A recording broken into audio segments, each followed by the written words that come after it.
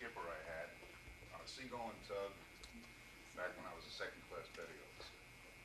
You want to stand the story, you have to know what an officer at the deck is. The officer at the deck takes over when the skipper's not there. He runs the ship. Make sure we don't bump into anybody. Well, I was in training. I was a junior officer at the deck, in training to become an officer of the deck. And one of the qualifying things you have to do is take the ship in and out of port. Coming out's a piece of cake, going in's a bear. And I wasn't too sure of myself. I didn't have a lot of confidence in my own ability. And Captain Secrets, we were coming into Seattle, going down the Straits of Juan de Fuca, which is one of the busiest waterways in the world. They got ferry boats there trying to make time and everything else. And the skipper turned to me and says, "Don, I'm going down my cabin. If you run any problems, give me a call." And I froze. But I thought, geez, this guy's big kind. He thinks I can do it. And lo and behold, I did do it. Didn't need any ferry boats. We took it in. But I'll never forget that. Because ultimately, had something gone wrong, this man was putting his career on the line because he had faith in me.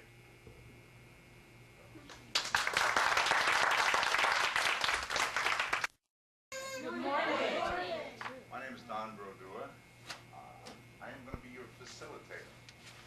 I see some puzzle books out there.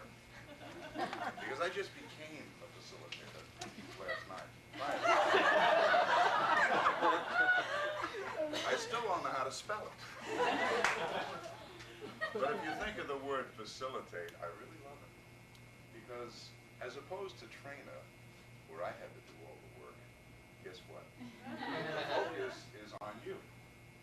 And you're going to do the work, and I'm going to facilitate it. So I like that idea. Give you a little background on myself. I've been with Coast for 11 years. I started out as a teller. Yeah, that didn't work. So they sent me a safe deposit. And that was okay for a while. I went from there to new accounts, and I really liked that. Became a new accounts supervisor, and then a position opened up in the training department. I said, hey, that's for me, right? Piece of cake. I pushed boots for 3 years in the Navy. I know how to train. Well, I found out the methods are just a little different. I really enjoy my job. As I said, I was in the Navy. I spent 30 years in the Navy, retired. This is kind of a second career for me. I'm married. I've been married for, let's see, my oldest girl is 39 years. Do that little mental arithmetic. I have 4 children and 7 grandchildren. But I found out last night I'm catching up. So again, I want to welcome you to the class. We're going to have a lot of fun this week. I think you're going to be pleasantly surprised that this course is actually...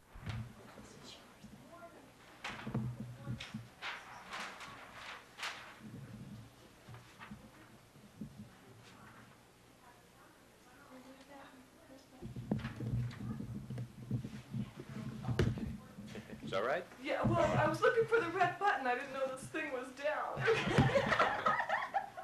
He's unconsciously incompetent.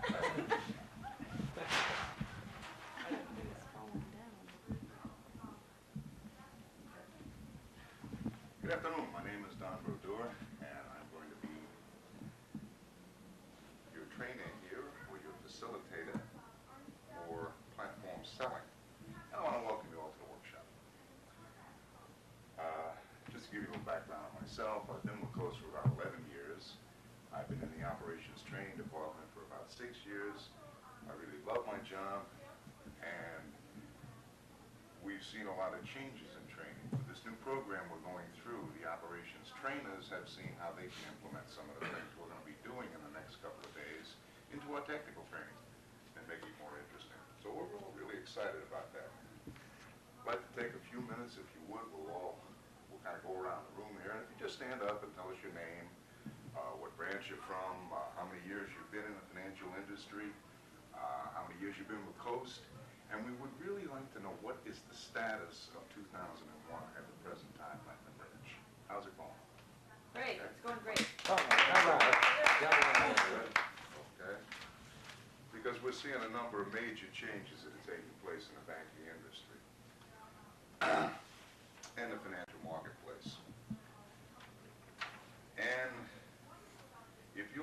to page point 0.2 in your book, and also break out your pre-workshop that you did. We had you fill out some things there on the challenge to change.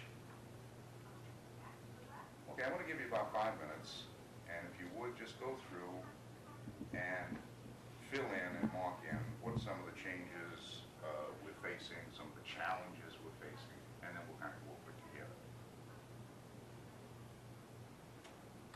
Okay, that's enough time. Why don't we start off with Pat on number 1. What are some of the marketing challenge changes we'll see?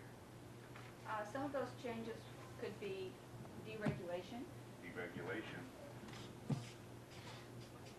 How will that affect us, Pat?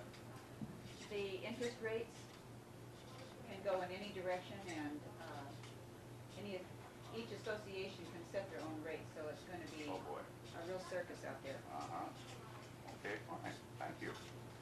Jeanette, did you come up with anything? I think our customers are getting smarter. You know, I think you're right. Customers are getting smarter. So what does that tell us we've got to do? We have to get smarter. Get smarter too, right? We have to get smarter than they are. We've got a bunch of little old ladies out there right now sitting down reading Wall Street Journal and checking those rates every single day. Yeah, So we right. better know what we're talking about. How about you, Karen? More competition? More competition. How's that going to affect us?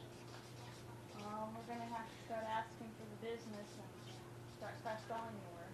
Oh, boy. Asking for the business, huh? Yeah. That's one of the reasons you're here. Because we're going to cover this. Sometimes, let me finish reading here. Oops, hello. You get close to this thing, you start misspelling. So with that more competition, okay, Ed,